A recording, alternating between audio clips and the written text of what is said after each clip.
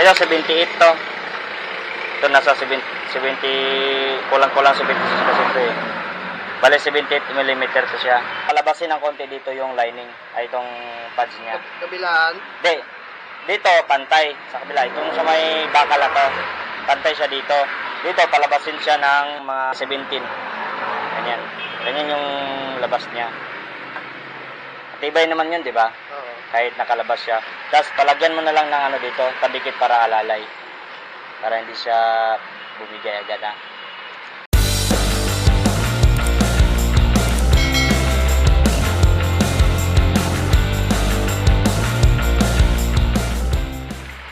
Hello, what's up mga sir, mga madam, magandang araw at welcome ulit dito sa aking channel. Ngayon po ay meron po akong share sa inyo patungkol po sa clutch system ng ating mga Chinaped o mga stand-up scooter po. So ito po siya mga sir, mga madam, ayan, dual spring po siya, no, pang 71cc. Pero ito kasi ang gamit ko na makina is 4-stroke, pero pwede dito ikabit sa 4-stroke po. So ito po siya mga madam at sir, ayan. Rebanded na po siya, ayan, no. Pero gusto ko pa rin itong reband ulit kasi nga, you know, yung pagkagawa niyan is hindi po lahat nalagyan, ayun o. Malaki pa po yung awang niya. Dito. Ayan, kabilaan po. Ayan. So, hindi ko po nagustuhan to. Pero ginamit ko pa rin. Isang taon na po itong gamit ko. Pero all goods pa rin. Hindi naman siya natutuklap. Ayan, maganda naman. Ayan o. Lagyan ko pa siya ng guhit-guhit para anti-dragging nga daw.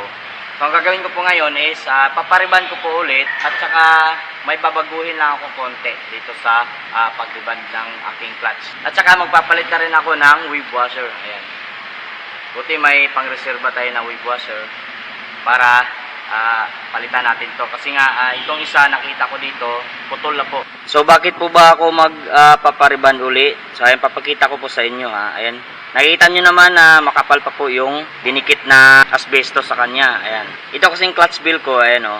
Naliha ko na pala to kahapon o. Ayan o. Nakita ko po kasi dito na malaki pa po yung hindi natamaan ng clutch. Ayan o. Yung dulo na yan. Ayan. Hindi po siya natamaan. Kaya ang gusto kong mangyari dito, gusto ko na hanggang dito po yung clutch niya. Ayan. Hanggang dito po. Sagad po siya hanggang dito. Para hindi naman sayang. Para pantay po yung kain niya. Kasi pagka sa katagalan, pag hindi mo yan papansinin, no, baliwalain mo yan, yung bail mo is kahit na makapal pa, ganito ang mangyayari. Yan, makapal pa po yung bail niya, no, yun, pwede pa talaga yan. Kaso nga lang, dahil sa hindi po lahat nakayod ng clutch shoe, ayan, hanggang dito lang po yung clutch niya, ayan, no.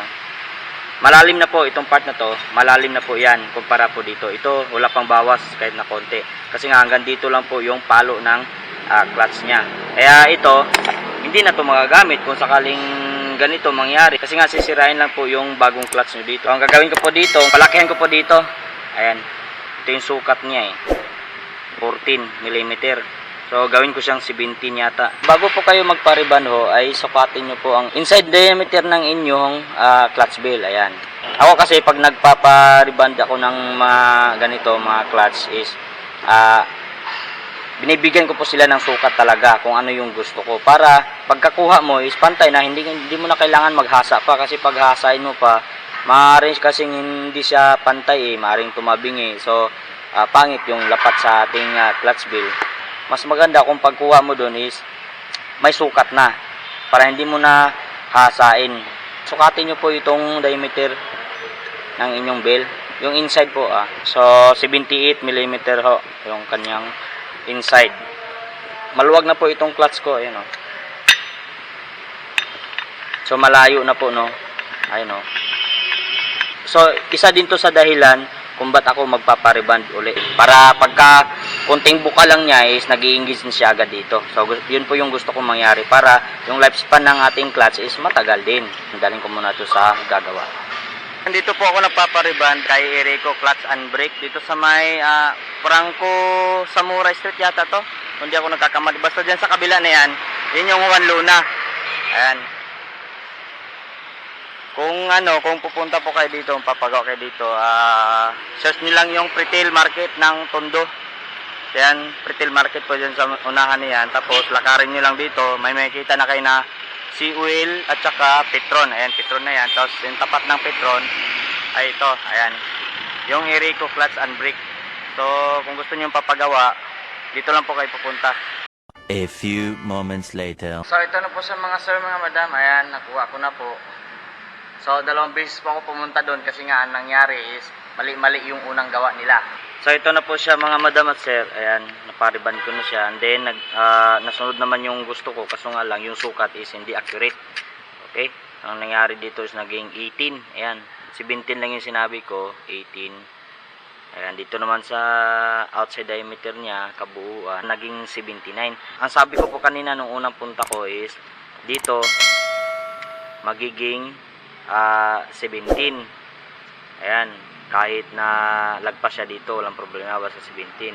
Tapos dito is 78. Tapos sabi ko dun sa, sa tendero ay, ilista na lang niya yung sukat para hindi niya makalimutan.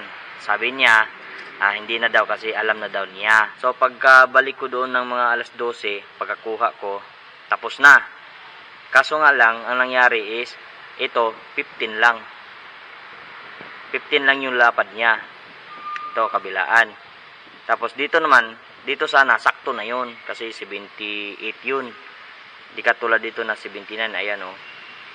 Tama na sana yun, yung diameter niya, outside niya. Kaso nga lang, ito, hindi nasunod, nagiging 15 lang siya. So kaya pinagawa ko uli. Tapos ngayon nagawa na, hindi pa rin nasunod yung tamang sukat talaga.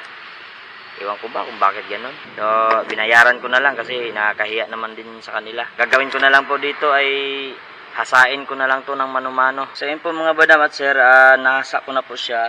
And then dito sa lapad niya ay nakuha ko na po yung sukat na gusto ko. Ayan, 17. Tapos dito naman sa overall na diameter niya sa may outside. So ayan, wala pang 78.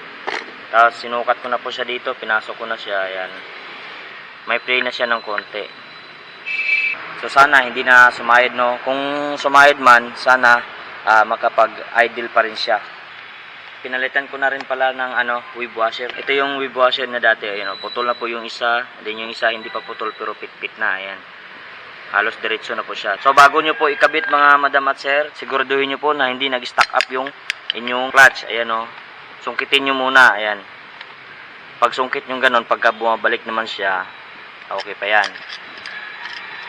Pati ito sa kabila, ayan, bumabalik naman siya. Ayan o, so okay na yan.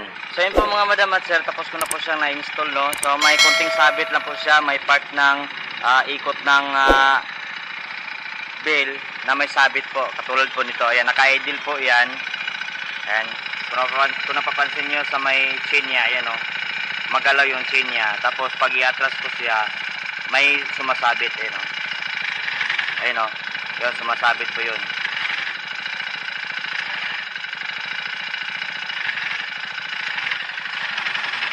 Ayan o, para mamamatay siya.